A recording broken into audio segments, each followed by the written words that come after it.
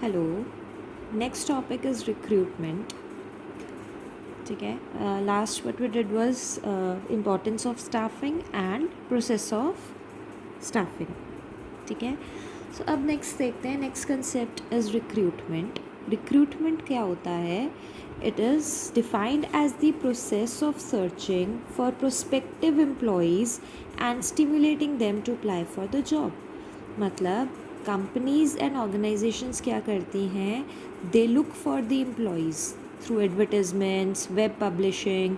ठीक है, तो दे look for prospective employees, like advertisements करते हैं, बताते हैं कि क्या रिक्वायरमेंट है, एंड देन एक तरह से उनको अट्रैक्ट करना और यू कैन से परसुएड करना so that they apply for the job.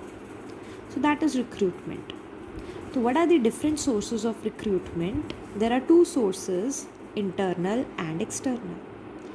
Internal का मतलब है कि ऑर्गेनाइजेशन के बीच में से ही वेकेंट पोजीशन को फिल कर लिया जाता है. तो this can be done with the help of transfers, that is horizontal movement. एक ब्रांच से दूसरी ब्रांच में शिफ्ट कर दिया. एक ब्रांच में ज़्यादा एम्प्लॉयज़ हैं, उनको दूसरे में शिफ्ट कर देते हैं. कोई नई ब्रांच सेटअप हुई है, वहाँ पे भेज दिया. So transfer is horizontal movement of employees. And second आता है promotion, that is vertical movement. So next position पे प्लेस कर देना, दैट इज़ प्रमोशन. ठीक है, बेटर पोजीशन दे देना, अपर हायर पोजीशन प्रोवाइड करना. सो ये तो विद इन द ऑर्गेनाइजेशन हो जाते हैं.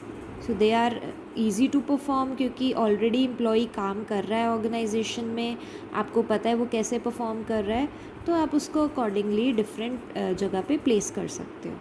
ठीक है, so it is cheaper, you can से cheaper form of recruitment.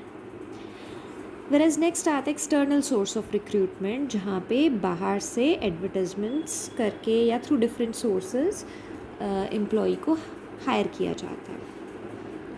First आ गया डायरेक्ट रिक्रूटमेंट. डायरेक्ट रिक्रूटमेंट क्या होता है? That a notice is placed on the factory gate. Factory के गेट पे एक नोटिस लगा देते हैं कि ऐसे ऐसे वर्कर चाहिए, तो वहीं पे वर्कर्स लाइन लगा के खड़े होते हैं on the date of recruitment, and उनको वहीं पे क्वेश्चन पूछ के हायर कर लेते हैं. ठीक है, तो गेट पर ही उनसे एक दो सवाल पूछे और उनको वहीं हायर कर लिया जाता है. That is direct recruitment. Then आता है लेबर कॉन्ट्रैक्टर्स. लेबर कॉन्ट्रैक्टर्स होते हैं जैसे ठेकेदार होते हैं. सो अगर आपने घर में पेंट करवाना है तो आप कॉन्ट्रैक्टर से कहते हो कि वो आगे अपने वर्कर भेज देता है. सो 3-4 दिन का काम है, कॉन्ट्रैक्टर्स प्रोवाइड करते हैं लेबर को. ऐसे ही घर की कंस्ट्रक्शन है, कोई कंस्ट्रक्शन है, तो ये टेम्परेरी वर्कर्स जो हैं ये लेबर कॉन्ट्रैक्टर्स प्रोवाइड करते हैं. देन आ गया कैजुअल कॉलर्स. कैजुअल कॉलर्स होते हैं those who can drop their biodata with different companies, and जब भी कंपनी में वैकेंसी होगी तो वो उनको कॉल करके इंटरव्यू के लिए बुला लेते हैं. So casual callers are people like they make their biodata, their CV, they visit different companies and they leave their biodata with them. अगर कोई वैकेंसी नहीं है तो अपना बायोडेटा छोड़ दो या ईमेल कर दो, and whenever there is a vacancy they are called for the job और फॉर द इंटरव्यू. देन आ गया एम्प्लॉयमेंट एक्सचेंज. एम्प्लॉयमेंट एक्सचेंज जो है वो गवर्नमेंट एक्सचेंज होते हैं. यहाँ पे यू कैन से अनस्किल्ड और सेमी स्किल्ड वर्कर्स को जॉब दिलवाई जाती है. So employment exchange is for unskilled और semi skilled. So mainly workers जो होता है उससे रिलेटेड जॉब उनको प्रोवाइड की जाती है. देन आ गया advertisements on TV.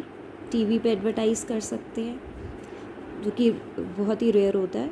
Web publishing, timesjob.com, naukri.com, online publish कर देते हैं जो भी रिक्वायरमेंट्स हैं. देन आ गया एडवर्टाइजमेंट्स. एडवर्टाइजमेंट्स में आएगा any kind of magazine advertisements हो सकती हैं, और यू कैन से न्यूज़पेपर्स में एडवर्टाइज़ कर सकते हैं. Then recommendation of employees.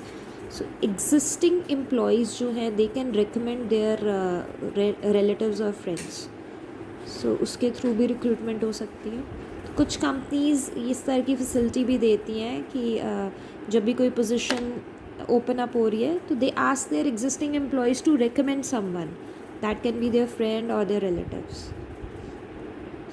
The ninth आ गया placement agencies and management consultants.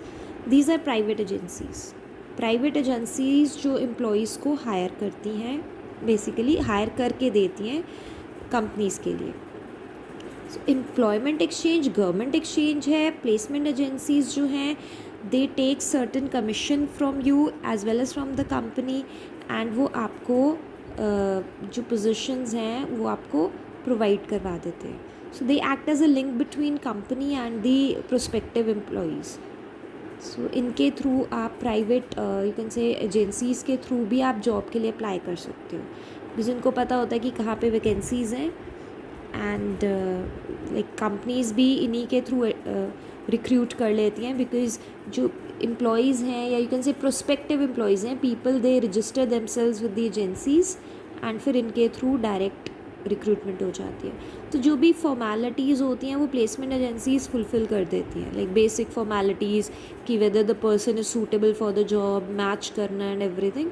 तो ये सब वही देख लेते हैं. देन आ गया कैंपस रिक्रूटमेंट. कैंपस रिक्रूटमेंट क्या होता है? Directly hire from the college और यूनिवर्सिटीज़. सो फ्रेश टैलेंट है, अभी वो नया नया सीख के हटे हैं, लाइक न्यू कंसेप्ट्स उनको पता है, तो फ्रेश टैलेंट जो है डायरेक्टली हायर हो जाता है from the campus. So companies जो हैं they visit various colleges and universities and they hire people from there. Okay.